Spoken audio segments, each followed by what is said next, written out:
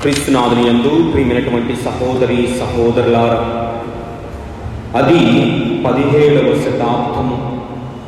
Europe, ప్రత్యేకంగా France దేశంలో దివ్యసప్రసాదం ఎడల వ్యతిరేకత భావము, దివ్యసప్రసాదానికి ఇవ్వాల్సినటువంటి గౌరవము ఇవ్వటము లేదు. అందరూ కూడా తమకు వచ్చినట్లు జీవిస్తూ ఉన్నారు. దేవుడంటే భయము, భక్తి అనేది కోల్పోతూ మాకు ఈ జీవితం సరిపోతుంది, దేవుడు అవసరం లేదు అనేటువంటి భావనలో జీవిస్తూ ఉన్నటువంటి రోజులవి.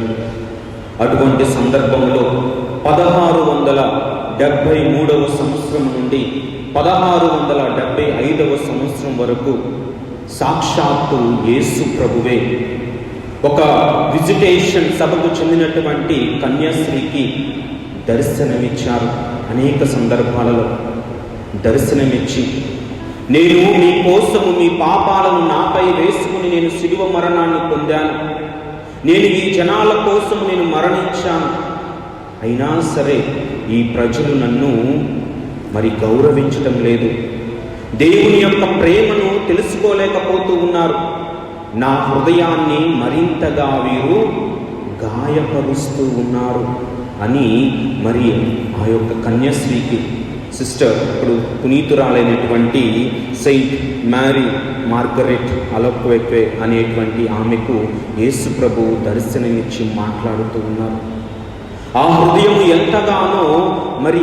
ఎంతగానో బాధతో దహిస్తూ ఉన్నటువంటి ఆ యొక్క హృదయాన్ని, యేసు యొక్క హృదయాన్ని ఆమె చూశారు.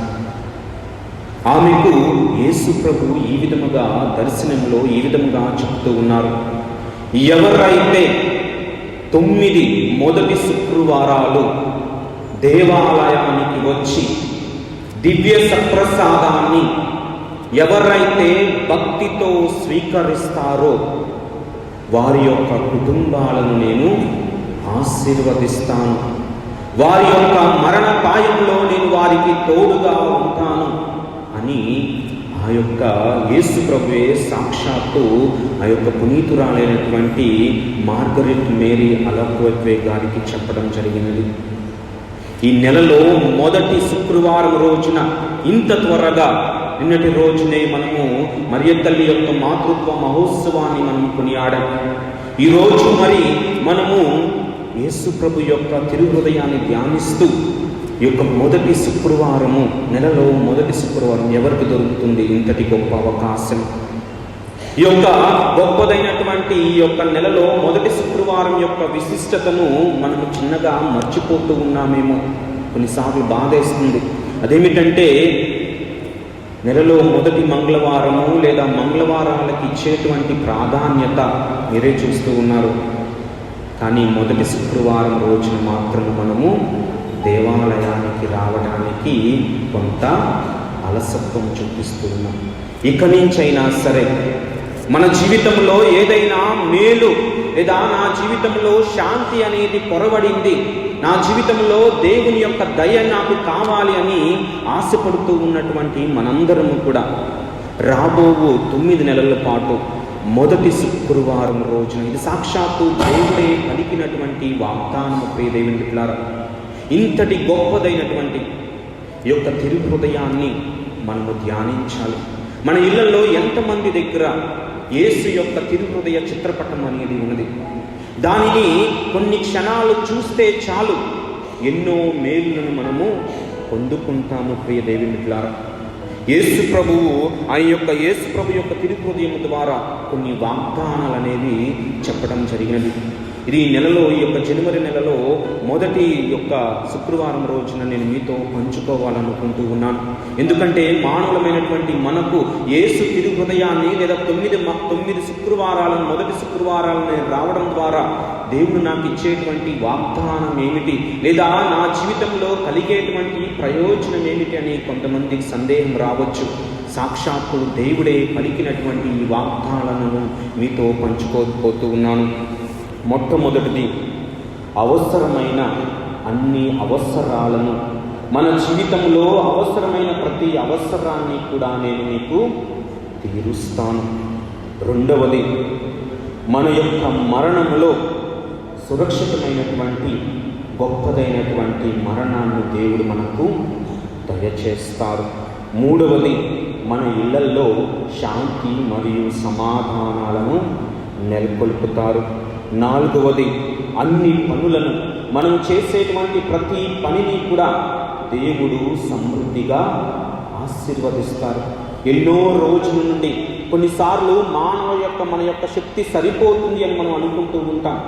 కానీ దేవుని యొక్క తోడ్పాటు అనేది చాలా అవసరం. దేవునిలారా, మన పనులు కొన్ని రోజుల నుండి జరగపోతూ ఉన్నటువంటి ఆ పనిని ఎందుకని నా జీవితంలో నేను కోరుకున్నటువంటి పని జరగటం లేదు అనేటువంటి సందేహం వచ్చినప్పుడు నేను నిజంగా దేవుని ఎడల భయభక్తుని కలిగి ఉంటూ ఉన్నాను. ఒకవేళ జరగాల్సినటువంటి పని ఆలస్యం అవుతూ ఉన్నదంటే మన యొక్క గృహములో దేవుని యొక్క తిరుహృదయం యొక్క చిత్రపటాన్ని పెట్టుకోవడానికి ప్రయత్నిద్దాం. దేవుని అన్ని పనులను సమృద్ధిగా దేవుడికి ఇరుస్తారు. తర్వాత ఎవరైతే ఈ యొక్క తిరుహృదయ భక్తిని ప్రోత్సహిస్తారో వారి యొక్క పేర్లను నా హృదయంలో లిఖించుకుంటాను. చూడండి ఎంత గొప్ప అవకాశం. ఎవరైతే ఈ భక్తిని మనము 10 మందికి చెప్పవలసిన దేవుని ఇలా మొదటి శుక్రవారం రోజున మనము దేవాలయానికి రావడం ద్వారా మనం ఇతరులకి ప్రేరణగా ఉంటాం. మన పేర్లను ఆయన ఎక్కడ రాసుకుంటాడమ్మా? తన యొక్క హృదయంలో. అంతటి గొప్ప భాగ్యం మొదటి శుక్రవారం రోజున దేవాలయానికి రావడం ద్వారా మనకు కలిగేటువంటి ప్రయోజనం. తరువాత బాధలలో ఉన్నవారికి అందరి జీవితాలలో సంవత్సరంలో మొదటి రోజున దేవుడు మనకి గొప్ప వాగ్దానం ఇస్తూ ఉన్నారు. బాధలలో కష్టాలలో కృంగిపోతూ ఉన్నటువంటి వారి జీవితాలకు దేవుడు ఓదార్పును దయచేస్తారు. ప్రియదేవులారా, తర్వాత ఇంకెన్నో వాగ్దానాలు 12 వాగ్దానాలను మరణపాయంలో ఎవరైతే ఉత్తరించు స్థలంలో ఉన్నటువంటి వారికి ఇవన్నీ కూడా దేవుడు చెప్పడం జరిగినది. తర్వాత వీటన్నిటిలో కూడా ముఖ్యమైనది ప్రధానమైనటువంటి వాగ్దానం ఏమిటంటే వరుసగా 9 నెలల్లో మొదటి శుక్రవారాల్లో ఎవరైతే దివ్య సప్రసాదాన్ని స్వీకరిస్తారో నేను వారికి తమ జీవితాలలో ధైర్యాన్ని మరియు పట్టుదలను దయచేస్తాను. మీకు మాత్రమే కాకుండా గురువులకు కూడా ఒక వాగ్దానం ఇక్కడ రాయబడినది. నేను ఇది ఈరోజే ప్రతిసారి చదువుకున్నప్పుడల్లా కూడా ఏదో ఒక కొత్త విషయం నాకు తెలుస్తూ ఉంటుంది. గురువులకు కూడా ఎవరైతే ఈ భక్తిని వ్యాపింపచేస్తారో మరి ప్రజలలో ఎవరితో అయితే కఠిన హృదయులు ఉంటారో అందరూ కూడా మృదు స్వభావులు ఉండరు. ప్రజలు ఎవరైతే కఠిన హృదయాన్ని కలిగి ఉంటారో వారికి దేవుడు మరి మృదు స్వభావాన్ని దయచేస్తారు అని దేవుడు వాగ్దానం పలుకుతూ ఉన్నారు. కాబట్టి ప్రియ దేవుని బిడ్డలారా, మరి ఎందుకని మనం చాలాసార్లు వింటూ ఉంటాం 9 మంగళవారాలు 9 శుక్రవారాలు.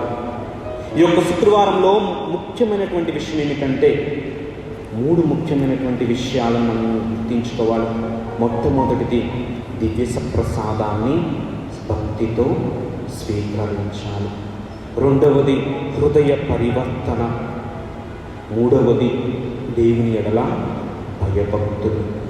ఈ 3 కూడా మనము తప్పకుండా కొన్నిసార్లు దివ్య సప్రసాదాన్ని స్వీకరించేస్తూ ఉంటాం. ఎంతవరకు మన హృదయం అనేది స్వచ్ఛముగా నిర్మలముగా ఉంటూ ఉన్నది. పరిశుద్ధ వాక్యం చాలా స్పష్టంగా సెలవిస్తూ ఉన్నది. నీకు వరాలను ఇవ్వడానికి నా హృదయం ఏదైనా లేదా నా చెయ్యి ఏదైనా కురచదుగా అనుకుంటూ ఉన్నావా? నీ పాపమే నీకును నాకును మధ్య ఒక అడ్డుగోడగా ఉంటున్నది. కాబట్టి మన హృదయములో ఉన్నటువంటి పాపాన్ని కల్మషాన్ని తీసివేయదేవా అని దేవుని అర్థించుదాం. మరి ఈరోజు మనం చదివినటువంటి సువిశేష పట్టణంలో నీవు ఎవరు? ఇదే ప్రశ్న దేవుడు నిన్ను నన్ను ఈ మొదటి రోజునే దేవుడు అడుగుతూ ఉన్నాడు. నీవు ఎవరు లేదా మనం ఎవరు? ధైర్యంతో మనం చెప్పగలమా? నేను దేవుని చేత అత్యధికంగా ప్రేమింపబడుతూ ఉన్నటువంటి బిడ్డలు. దేవుని చేత మనం ప్రేమించబడేటువంటి బిడ్డలుగా మారాలంటే దేవుని ఎడల భయభక్తులు కలిగి ఉండాలి. యోహాను వెంటనే సాక్ష్యం ఇచ్చారు, నేను ఆయన త్రోవను సిద్ధం చేసేటువంటి వాడను. మరి దేవుని కోసం నీవు ఏ మార్గాన్ని సిద్ధం చేస్తూ ఉన్నావు?